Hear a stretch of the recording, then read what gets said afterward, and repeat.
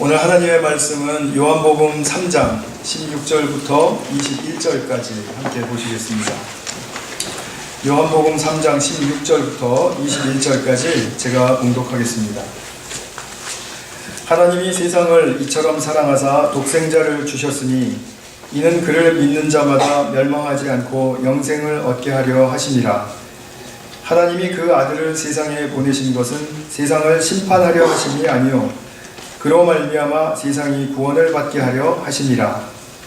그를 믿는 자는 심판을 받지 아니하는 것이요 믿지 아니하는 자는 하나님의 독생자의 이름을 믿지 아니하므로 벌써 심판을 받은 것이니라. 그 정죄는 이것이니 곧 빛이 세상에 왔으되 사람들이 자기 행위가 악함으로 빛보다 어두움을 더 사랑한 것이니라. 악을 행하는 자마다 빛을 미워하여 빛으로 오지 아니하나니 이는 그 행위가 드러날까 하며 진리를 따르는 자는 빛으로 오나니 이는 그 행위가 하나님 안에서 행한 것임을 나타내려 함이라 하시니라. 아멘. 3장 16절의 유명한 말씀, 우리 풋볼팀의 우리 옛날 영웅이었던 팀 티보가 경기 나갈 때 존 36 이렇게 해가지고 지금 믿지 않는 사람들 저게 무슨 암호냐 이렇게 막 묻고 그랬었는데요. 참 성경에 완전히 엑기스된 말씀이라고 그렇게 볼 수 있죠. 오늘 이 말씀을 한번 살펴보도록 하겠습니다. 요즘 올림픽이 이제 진행이 되고 있는데 그 올림픽 선수들의 그 인터뷰를 들어보면 참 재밌는 것을 많이 발견하게 됩니다. 참 제가 대비되는 어떤 두 인터뷰를 이제 보게 되었는데요. 첫 번째는 이것입니다. 여자 육상 200m 경기에서 네덜란드 선수가 아깝게 2등을 했습니다. 그리고 나서 이제 굉장히 분해하는 이제 모습이 나타났어요. 그리고 인터뷰를 하는데 기자가 당신에게 이 은메달은 어떤 의미가 있습니까? 그랬더니 나는 올림픽에 이기러 왔을 뿐입니다. 은메달 아무 의미 없습니다. Nothing. 그리고 탁 떠나버리더라고요. 또 하나의 그 인터뷰는 우리나라 그 태권도 선수 이대훈의 그 인터뷰였는데 런던 올림픽에서도 은메달 받고 아마 세계 지금 랭킹 2위라고 해요. 그래서 이번에도 이제 금메달의 유력한 후보자다 그랬는데 8강에서 요르단 선수와 붙었는데 이제 패하게 되었습니다. 근데 이 판정 후에 이대훈 선수의 모습이 참 보기가 좋았습니다. 상대 선수의 팔을 들어주면서 승리를 이제 축하해주고요. 그래도 엄지도 세워주고 이렇게 하면서 그러니까 두 선수가 이제 화기애애하게 됐는데 맞습니까? 예, 그런 어떤 아주 좋은 모습으로 이제 서게 되니까 관중들이 이제 박수의 간체를 보내고 이렇게 했죠. 이대훈 선수의 그 인터뷰 기사를 제가 좀 찾아봤더니 상대 선수에 대한 칭찬이 참 정확하고 좋아요. 그리고 이 선수는 특별히 이렇게 즐기면서 운동을 하는 것에 대해서 내가 많이 느껴서 내가 거기에 대해서 나도 그거를 추구하는 바인데 배울 게 있었다. 이렇게 하면서 이번 경기를 놓고 본다면 그 선수가 이기는 게 맞습니다. 이렇게 얘기를 해요. 그러면서 하는 말이 올림픽에서 메달을 못 딴다고 인생이 끝나는 건 아닙니다. 몇 개월, 몇 년 지나가면 잊혀질 것이고 또 평생 내가 올림픽 메달리스트라는 타이틀을 갖고 살 것도 아닙니다. 이렇게 말하면서 마지막 말이 이번의 경기는 내가 더 나은 사람이 되기 위한 경험을 했다고 생각합니다. 이렇게 말하면서 밝게 웃었다고 합니다. 올해 24살의 젊은 선수의 그 올림픽과 자기가 몸담은 스포츠 세계 그리고 자기의 인생을 바라보는 그 시각과 자세가 그 한마디로 표현된 그 자세가 참된 그 사람됨 속에서 있어야 하는 바로 저거다 라는 그런 생각을 떨칠 수가 없었습니다. 참 그런 인터뷰를 볼 때마다 스포츠 선수들이 참 위대하게 보이고 또 팬이 되고 싶은 마음이 저절로 막 이렇게 생기게 되죠. 네덜란드 육상 선수의 인터뷰를 들을 때와 너무 다르죠. 그 다름의 핵심이 뭘까요? 똑같이 수년 동안 그냥 피땀을 흘려가면서 다쳐가면서 또 그것을 감수하면서 이겨내고선 그 자리까지 다 온 선수들 아닙니까? 그런데 한 선수는 은메달을 받고도 nothing 그리고 떠나버리고, 한 선수는 8강전에 졌어도 더 나은 사람이 되기 위한 의미가 있는 시합이었습니다 라고 고백을 하고, 이게 도대체 이 다름에 어떻게 이렇게 상반된 다름이 있을 수 있을까요? 이건 단순한 성격 차이가 아닙니다. 성격 차이가 아니고 금메달을 따내야만 내가 우월감을 가질 수 있다, 금메달 안에서만 내가 그 누림을 가질 수 있다라고 그 인생의 의미를 찾으려고 했던 그 육상 선수의 깊은 내면의 문제는 열등감입니다. 열등감입니다. 조금 더 말씀을 드려본다면 이 선수의 열등감은 자신이 몸담은 육상의 그 스포츠를 유감스럽게도 경쟁과 또 시기라는 잿빛 어둠의 세계로 전락시켜버린 것은 아닌지 우리가 진지하게 한번 생각해 볼 필요가 있다라고 그렇게 마음이 들었습니다. 이 세상은 사실 우리가 눈에 보이지 않아서 그렇지 인간 안에 있는 열등감으로 지배되고 그리고 열등감으로 가득 찬 세상입니다. 열등감이라는 내적인 문제가 없는 사람이 없습니다. 어떤 사람은 심하기도 하고요, 어떤 사람은 좀 가볍기도 합니다. 어떤 사람은 그것을 잘 극복해 가기도 하고 또 많이 그 부분을 해소한 사람도 있습니다. 또 어떤 사람은 내가 열등감의 문제가 있다는 것을 의식조차도 못하고 사는 사람들이 또 있습니다. 모두의 공통점은 뭐냐면 우리는 열등감을 가지고 있다라는 것입니다. 누구 열등감이 더 크고 누구 열등감이 더 나쁜 열등감이고 이런 것을 따지려고 하는 것이 아닙니다. 우리의 인간의 내면의 문제에 바로 이것이 도사리고 있다는 것을 드러내고 싶은 것입니다. 어떤 때는 이 열등감이 깊은 마음속에 오랫동안 잠적해 있기도 합니다. 그러다가 분출될 때는 아주 여러 가지 복합적인 또는 기술적으로 또는 교묘하게 이렇게 드러내기도 하죠. 사람 안에는 열등감만 있는 것이 물론 아닙니다. 또 다른 모든 부정적인 감정들, 파괴적인 느낌들 이런 것들을 다 같이 안고 살고 있기 때문에 이것을 정말 우리가 어떻게 해결해야 할까라는 그런 측면에서 볼 때는 참 인간의 힘으로는 불가능하다라는 그런 결론에 도달하게 되는 것이죠. 열등감은 개인적으로만 있는 것은 아닙니다. 집단적으로도 있습니다. 만약에 내가 자란 가정에 매일 부모님들이 싸우거나 아니면 형제지간에 불화가 일어나서 싸우거나 그러면 자기 가족에 대한 열등감이 있습니다. 그것을 많이 감추고 살게 되죠. 또 우리 사회에 대한 열등감도 있습니다. 사회에 보면은 왜 우리 사회는 맨날 이런 거 가지고 싸우고 그리고 이런 거 가지고 서로 시기하고 그리고 공격하고 정말 피곤해. 우리 사회 정말 못 살겠어. 이렇게 열등감을 가지고 있는 경우도 있죠. 비도덕적인 일들이 만연하게 되면 사회원들은 그 사회에 대해서 열등감을 갖게 되어 있죠. 그리고 그 열등감을 가진 나도 그 속에 속해 있으면서 이 사회는 잘못했다라고 또 비판하죠. 정죄하고 판단한다라는 이야기입니다. 우리나라 같은 경우에는 남북이 갈라져 있기 때문에 우리도 의식하지 못하는 민족적인 열등감이 있습니다. 분열되었다는 거죠. 형제끼리 싸웠다는 겁니다. 그래서 우리 속에는 집단적인 민족적인 열등감이 있습니다. 그래서 민족적인 자긍심이 더 새롭게 일어나려면 통일이 되어야 됩니다. 통일이 되면 이 부분이 많이 치유되지 않을까 싶습니다. 문제는 열등감이 지배하게 되면 사람이 나아지지도 않고 성숙하지도 못한다는 거죠. 우리가 좀 더 나은 사람, 좀 더 나은 공동체와 사회, 좀 더 나은 세상을 이루는 데 필요한 것은 무엇일까요? 열등감을 극복해야 하는 것입니다. 근데 이 문제는 숨겨두고 아니면은 언급을 못하고 그리고 자꾸 현상적인 것 가지고 이야기를 하게 되면 끝이 없는 논쟁이 벌어지게 되는 것입니다. 우리가 좋은 방식을 택해서 협력하게 하는 분위기를 강권적으로 막 이렇게 만들고 또 설득을 시켜서 할 수도 있습니다. 실력이나 은사를 가진 사람들이 많이 모여서 또 돕는 가운데 그것이 될 수도 있습니다.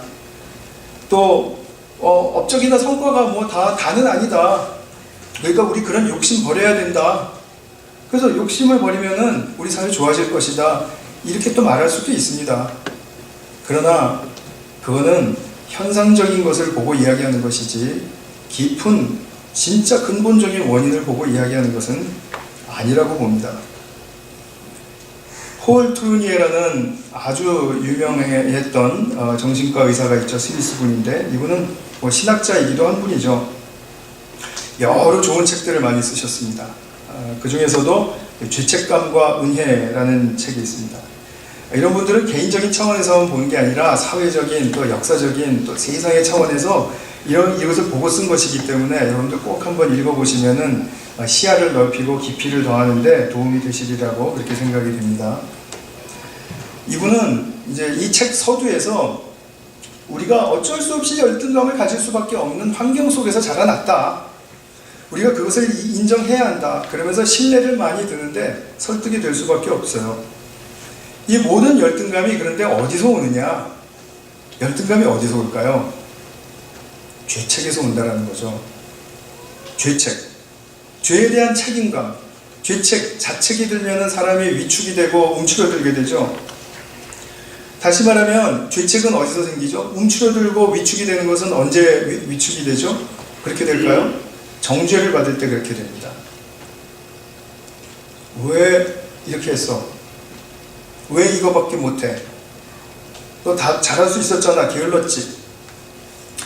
이런 식의 정죄를 받을 때 맞아, 나는 그럴 수도 있었는데 못했어. 그러니까 나는 아직은 아니야. 나는 열등하다 라는 그런 의식이 깊이 새기게 되는 것이죠. 왜 우리 아이는 저렇게 열등감이 심할까? 왜 저 사람은 저렇게 열등감을 정말 쉽게 폭로할까? 이런 질문에 대한 것은 그 사람이 내면에 열등감을 일으키는 정죄감이 있기 때문이라는 것입니다. 정죄는 사실 무서운 말이죠. 뭐 condemn한다, 영어로 뭐 judge한다, 또 denounce한다, reproach, 뭐 이런 여러 가지 말이 있습니다. 근데 사람이 이런 judgment, 판단을 이게 듣게 되면 아까 말씀드린 것처럼 잘못됐어, 넌 아직 멀었어, 너 그렇게 해서 성공 못해, 그렇게 하는 건 틀린 일이야, 다들 싫어할 거야, 이런 말을 듣고 자라면은 그러면은 자기가 항상 이렇게 위축이 되는 건 사실이겠죠. 그리고 무언가를 하기에 두려워지겠죠. 그러면서도 내가 두렵지 않기 위해서 나의 모든 능력과 기술과 그리고 심지어는 성품까지도 내 스스로 만들어내서 다른 사람들에게 인정을 받고자 하는 그런 욕구의 세계로 들어가게 되면 이건 이제 참 못 말릴 일이 되는 것입니다. 근데 우리 모두가 다 그런 방식에 빠져 있다는 사실을 우리가 볼 수 있어야 한다라고 저는 믿습니다. 이렇기 때문에 이렇게 고착된 삶의 이런 반경 속에서 자랐기 때문에 자신이 어떤 일을 하고 나서도 내가 이거 잘한 거 맞아? 다른 사람들이 뭐라 그럴까? 어떻게 하지? 다른 사람이 싫어하면 어떻게 하지? 저 같은 경우에는 그러기 쉽겠죠. 설교하고 난 다음에 내 설교 듣고 싫어하면 어떻게 하지? 다른 꼴도 보기 싫다 그러면 어떻게 하지? 솔직한 말씀이에요. 열등감이죠, 열등감. 이제 많이 극복하려고 노력하고 있습니다. 그러니까 좀 편하게 생각하셔도 됩니다. 우리가 이런 것이 이 세상이 정죄에 빠진 실태입니다. 실상이라는 것입니다. 정죄는 법적으로만 만들어지는 게 아닙니다. 법적으로 뭐 당신이 이런 일을 잘못했으니까 벌금 얼마, 뭐 형은 얼마, 땡땡땡 앞으로 이렇게 사십시오. 이런 정죄뿐만이 아니라 도덕적인 정죄도 많죠. 특히 우리나라 사람들 늘상 제가 말씀드리지만 그 인사에 대한 그 도덕성 강조는 뭐 이루 말할 수 없죠. 세계 타민족이 추정을 할 수가 없습니다. 인사했니?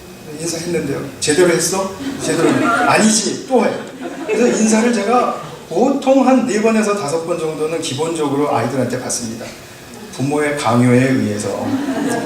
부모는 그렇게 지금 정죄하고 있는 거예요. 그걸 잘 아셔야 됩니다. 정죄를 하고 있습니다. 그럼 그 아이는 나중에 저를 보기가 기쁠까요? 싫을까요? 너무나 답이 뻔하죠? 목사님 미워해라 이런 말과 똑같은 말입니다. 이런 것들이 우리가 이제 그 정죄가 많아요. 그 다음에 또 이질적인 것에 대한 것도 정죄가 많습니다.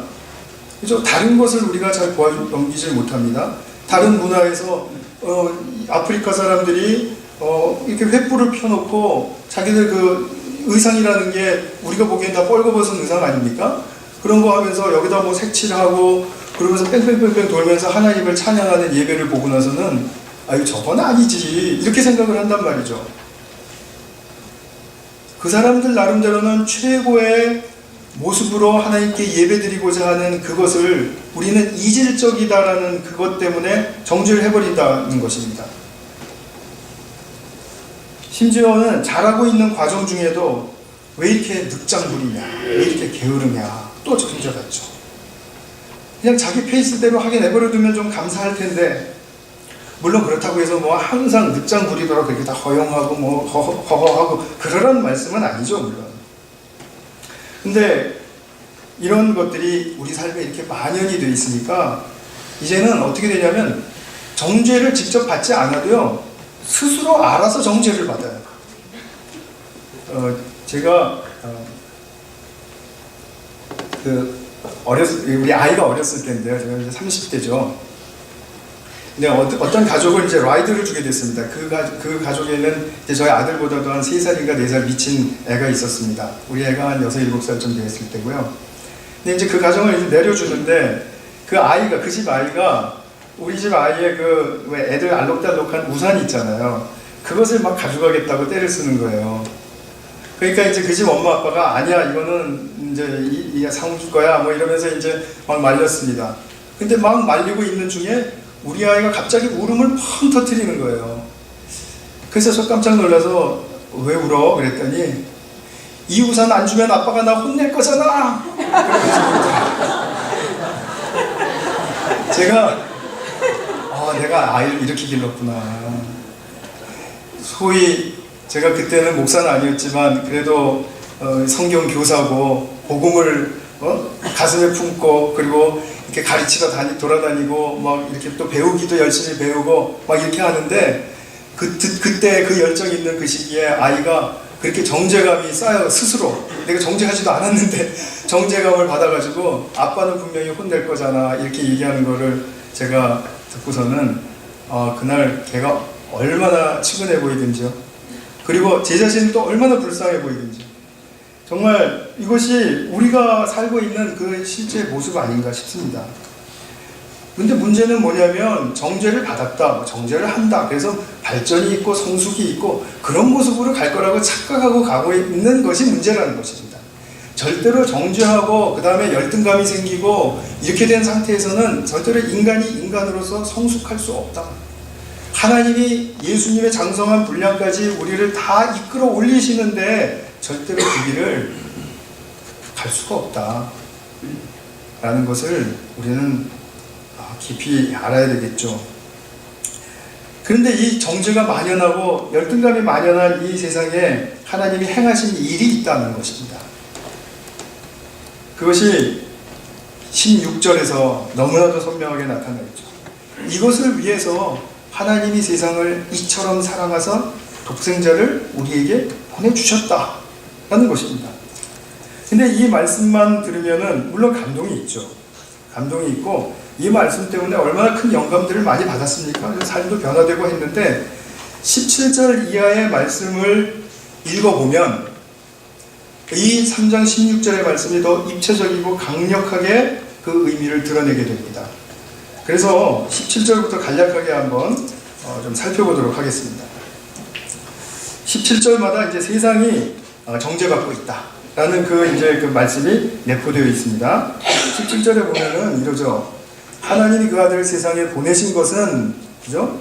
16절에서는 독생자를 주셨다. 근데 그 보내신 이유는 그러면서 세상을 심판하려 하심이 아니다. 심판하려 함이 아니다라는 말씀은 정죄하시지 않는다라는 뜻입니다. 곧 이것이 너무나도 분명한 동의어입니다. 자, 심판이라는 것은 뭐냐면 그 사람의 행동과 그 사람의 존재를 따로 분리시켜내는 것입니다.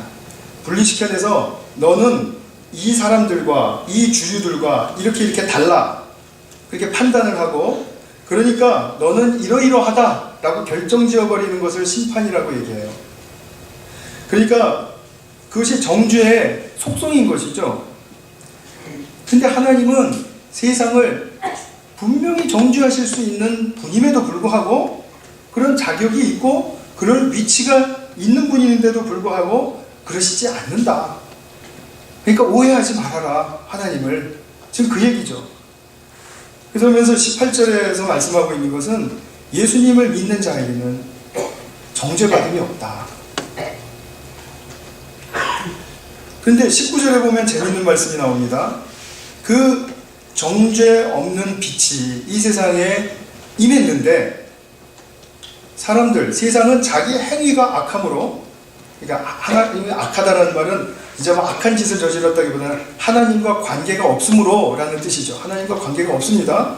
그러니까 빛보다 어두움을 더 사랑한다는 겁니다. 자, 즉 무슨 말이죠? 정죄 없는 그런 방식과 정죄 없는 차원보다 정죄하고 정죄받는 차원을 더 선호한다는 얘기예요. 그것이 우리의 삶에 더 편안하다라는 뜻입니다. 아닌 게 아니라 우리는 정죄하고 정죄받는 삶을 아예 그 테두리 안에서, 그 틀 안에서 그냥 한 번도 벗어난 적이 없이 살아났다면 그 세계밖에는 모르는 것이죠.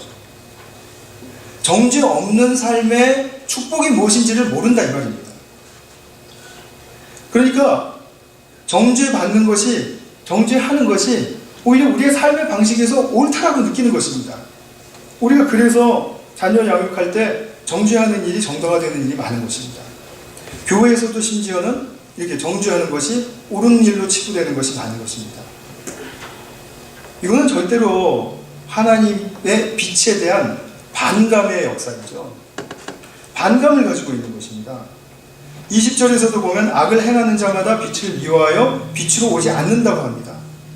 이것은 그냥 문학적인 어떤 은유의 표현으로 우리가 생각하고 하면은 우리는 이 말에 부정할 사람이 아무도 없고 이 말에 따르지 않는다고 생각하는 사람 아무도 없을 것입니다. 그러나 우리의 실태를 보면은 우리는 빛을 미워합니다. 어두움을 더 좋아해요.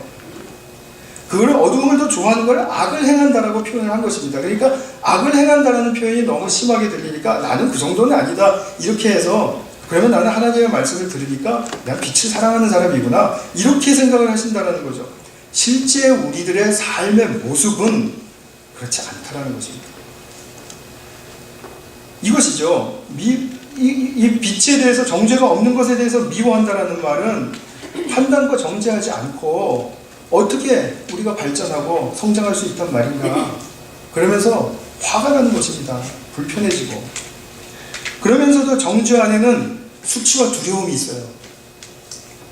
정죄를 하는 사람, 정죄를 받는 사람에게는 수치와 두려움이 항상 있습니다. 도사리고 있습니다. 그렇기 때문에 자기 행위가 나타나는 것을 싫어해요. 그리고 대강 이렇게 해놓고 알아듣기를 원해요. 알아듣기를.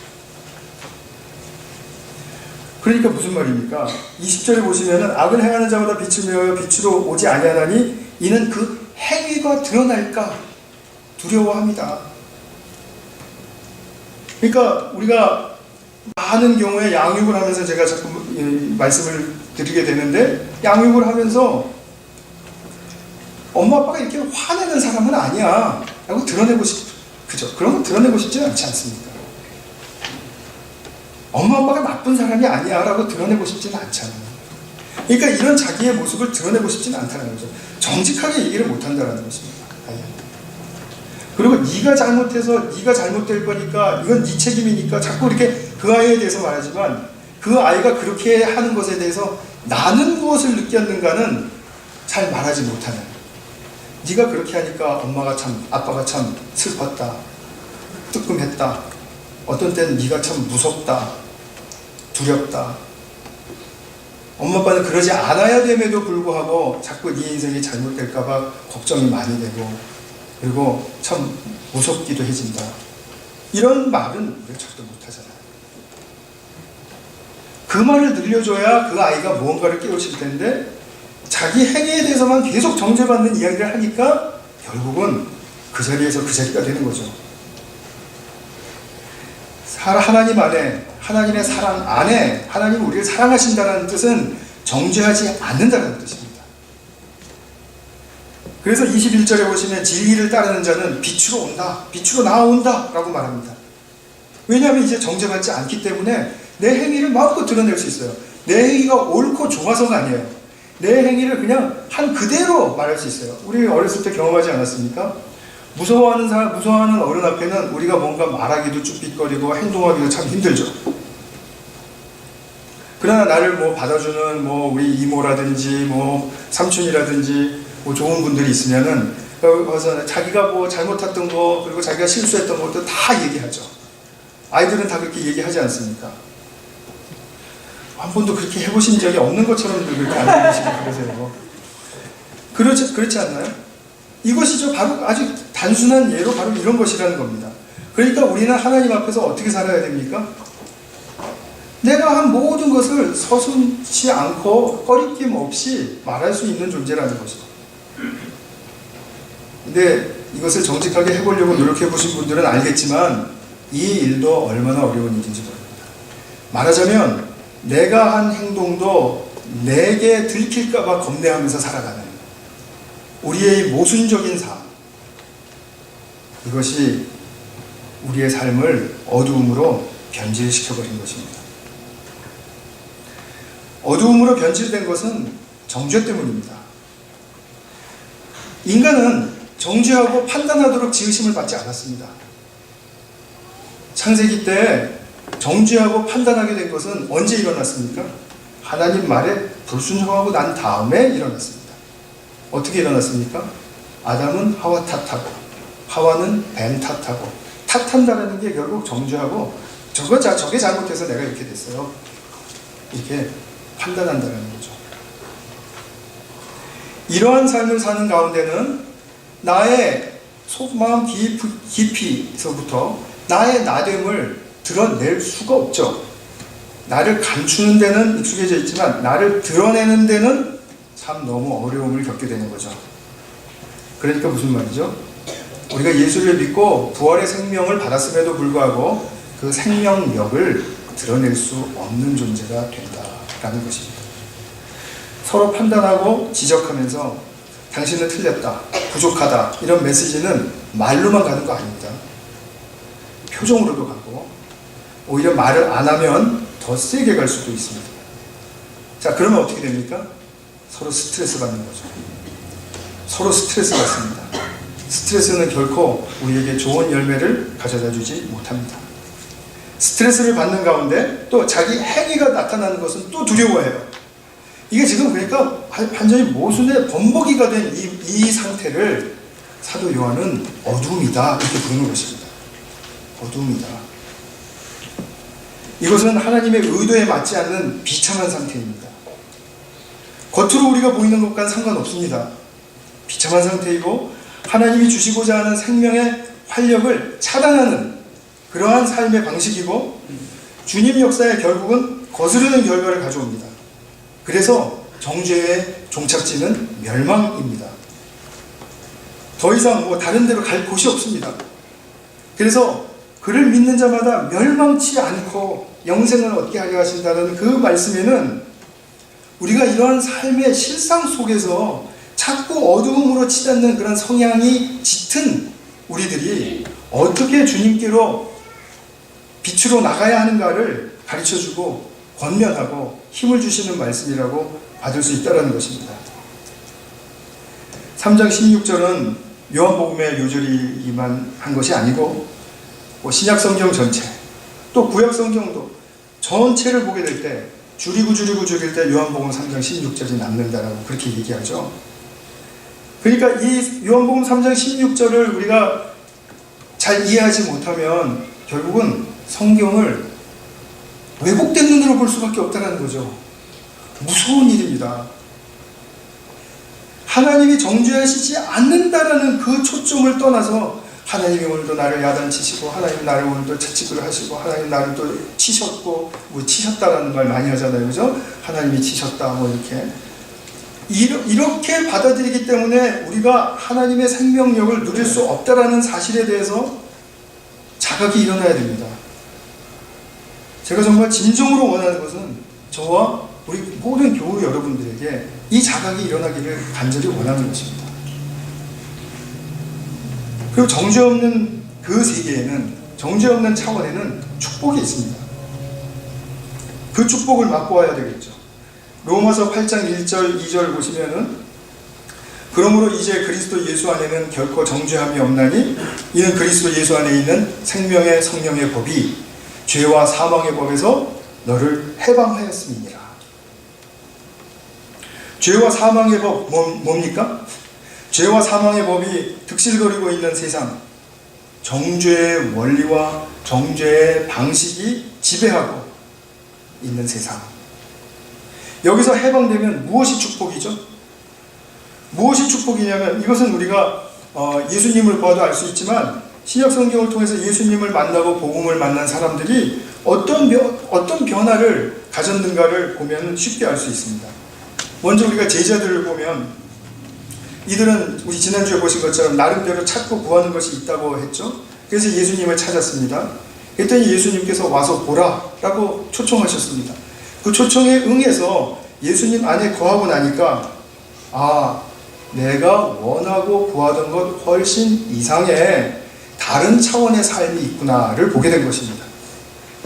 제자들이 예수님 안으로 딱 들어가고 나니까 그토록 편해질 수가 없는 것입니다. 모든 스트레스와 모든 억하된 감정들이 다 풀려나가는 것을 느끼는 것입니다. 물론 한 번에 그렇게 되지는 않을 수 있습니다. 그러나 예수님이 정죄를 안 하시기 때문에, 판단을 안 하시기 때문에 예수님 안에서 너무너무 그냥 내 삶이 이렇게 숨이 쉬어지는 것, 큰 숨이 쉬어지고 기지개가 틀리는 것, 이런 것을 느낀다는 거죠.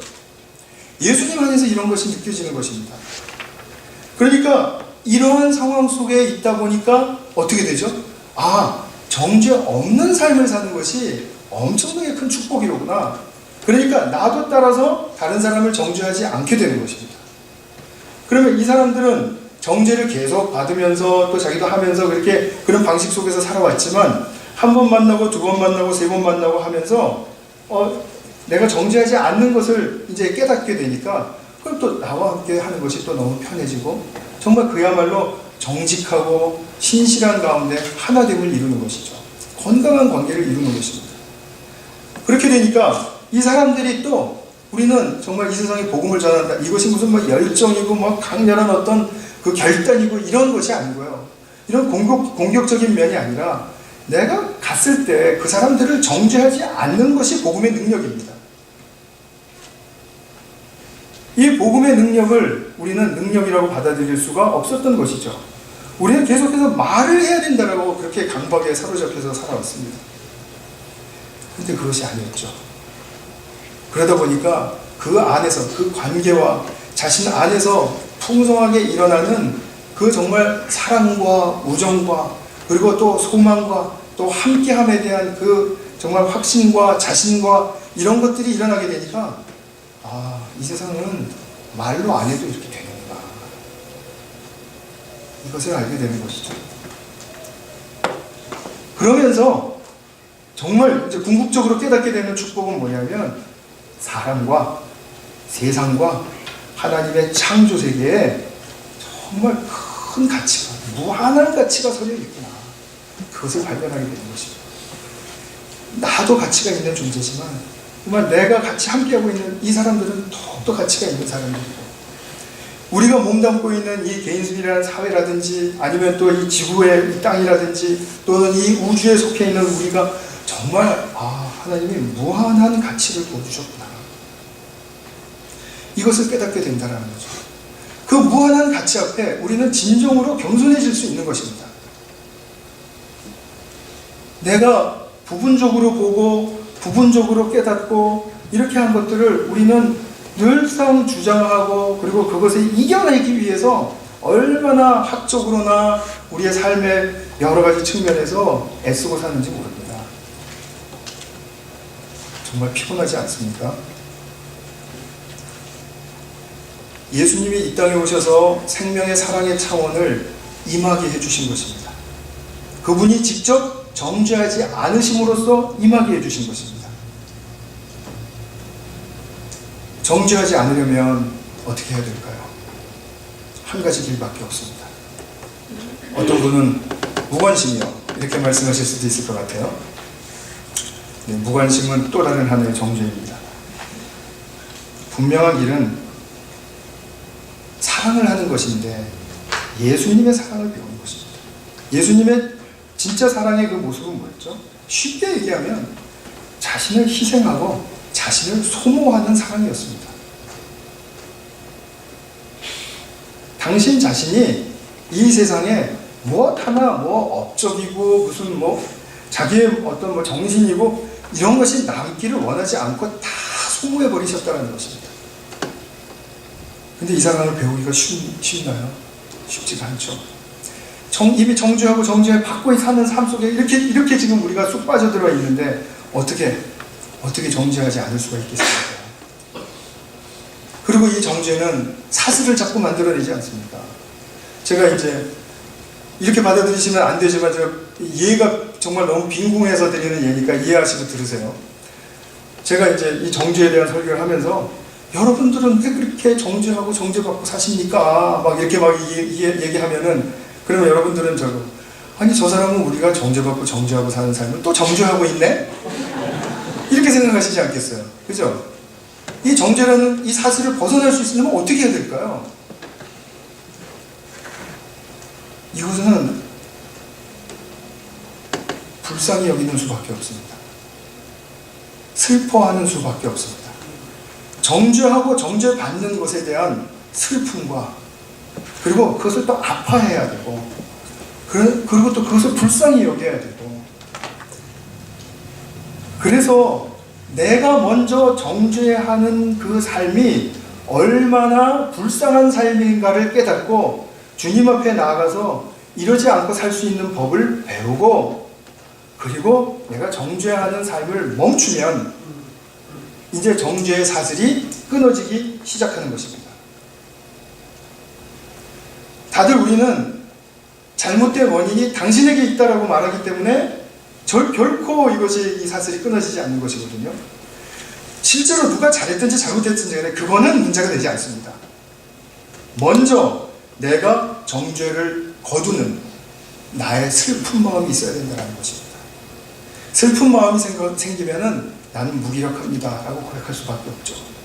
나는 무기력합니다 라고 고백할 수밖에 없는 사람은 반드시 나보다 더 위대한 존재를 찾아갈 수밖에 없죠. 그래서 우리는 예수님을 찾게 되는 것입니다. 해결책은 측은함, 긍휼, 불쌍히 여김, 슬픔, 아파함 이것입니다. 내가 정죄하는 것에 대해서 자기 스스로가 아파한 적이 한 번도 없다면 저는 오늘 저와 여러분에게 그 일이 있기를 바랍니다. 다시 한번 정리하겠습니다. 우리의 관계는 왜 온전하지 못한가? 정죄 때문입니다. 정죄는 죄책을 느끼게 하고 죄책은 쌓이고 쌓이면 열등감을 발생시킵니다. 열등감은 수치와 두려움과 불안이 범벅이 되어 있는 상태입니다. 그래서 저는 열등감은 죄책에서 옵니다. 죄책은 정죄에서, 정죄는 또 서로 이렇게 하는 수치와 부끄러움 때문에 옵니다. 이렇게 해서 도식적으로 말씀드리는 것은 그냥 이해를 돕기 위함이죠. 사실은 실상은 뭐냐면 이것이 다 그냥 한 뭉툭이로 이렇게 버무려져 있다는 거예요.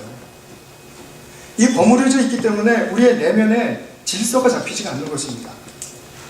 내면의 모양새가 예수 그리스도를 닮은 모습으로 이렇게 바뀌어가야 되는데 그 모습을 도대체 처음에 어디서부터 시작을 해야 될지 잘 모르겠는 거예요. 그러니까 이것과 똑같죠. 하나님이 창조하시기 전에 이 세상이 혼돈과 허무와 흑암의 상태라고 말씀하셨죠. 혼돈은 그야말로 케이오스, 그냥 무질서의 상태 아닙니까? 이것이 우리가 지금 뒤범벅이 되어가지고 지금 그 흑암의 상태를 우리가 품고 있다는 것입니다. 그런데 감사하게도 예수님이 이 세상에 오신 목적은 바로 이 정죄의 어둠을 우리 각자로부터 거두어 주시려고 오셨다는 거죠. 정죄의 종착지는 멸망이니까. 어둠은 본래 빛이 임하면 없어지는 법입니다. 그럼에도 불구하고 사람이 지닌 어둠은 빛을 거부할 수 있다는 데 문제가 있습니다. 왜냐하면 이 어둠의 층이 층층이 있기 때문에 처음에 표면에 닿은 빛으로 말미암아 한꺼풀은 벗겨냈는지 모르겠어요. 그러나 그 다음 벽은 또 여전히 빛을 차단하고 있습니다. 그것이 또 오랜 세월이 흘러서 한꺼풀 겨우 벗겨져 나가면 그 다음에 또 벽이 있고 또 벽이 있고 층층이 벽이 있습니다. 그러니까 우리는 너무나 이 빛을 거부하는 결과의 삶을 살아가게 된다라는 것이 우리의 삶의 참 연약함이 아니겠습니까? 더군다나 이 사랑의 빛은 강압적이지가 않습니다. 우리를 기다려주는 빛입니다. 그렇기 때문에 어떤 사람들이 하나님은 전지전능하시면서 왜 세상이 이렇게 되는 걸 내버려 두시고 왜 내가 이 모양 이 꼴로 된 것을 그대로 내버려 두시고 하나님은 우리를 강압적으로 조종하려고 하시는, 강압적으로 조종한다 그러면 벌써 정죄와 판단이 거기 들어가 있는 거죠. 그러나 하나님의 사랑의 빛은 인격적이시기 때문에 우리를 끝까지 기다려주시는 것입니다. 그럼에도 불구하고 예수님의 오셨다는 사실은 사랑의 정죄 없는 그 빛의 세계가 누구에게나 가능해졌다라는 사실을 우리는 꼭 말하고 싶은 것이죠. 모든 성도님들이 예수님의 정죄 없으신 그 빛 가운데로 들어가기를 소망하고 또 결단하실 수 있기를 바랍니다. 하나님께서는 당신의 그 사랑의 빛을 예수님을 통해서 그분의 삶으로 본으로 보이셨고 또 그럼으로써 우리와 인격적으로 교제하는 가운데 우리에게도 또 임하게 하셨기 때문에 이제부터는 모든 정죄와 열등감을 무력하게 하시는 이 사랑의 빛 가운데로 영생의 수혜자가 되시는 그 길을 반드시 택하셔서 하나님이 의도하신 그 축복을 마음껏 누리시는 저와 여러분 되시기를 축원합니다. 같이 한번 기도하겠습니다.